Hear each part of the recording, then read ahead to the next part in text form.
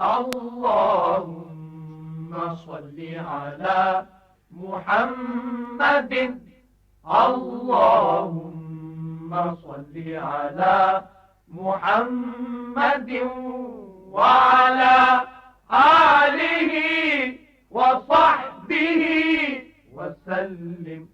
السلام رحمۃ اللہ وبرکاتہ۔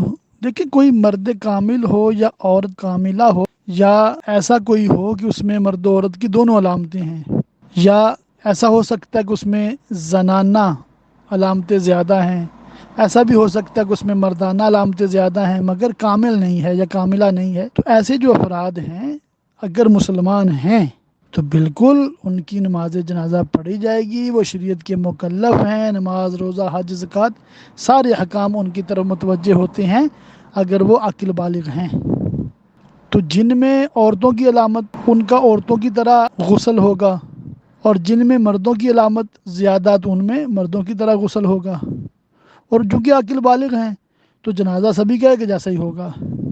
جنازے کی دعا تو وہی ہے نا مرد عورت کی، تو ان کا بھی جنازہ ہوگا، سارا کچھ مطلب معاملات اسلام کے مطابق ہوگا۔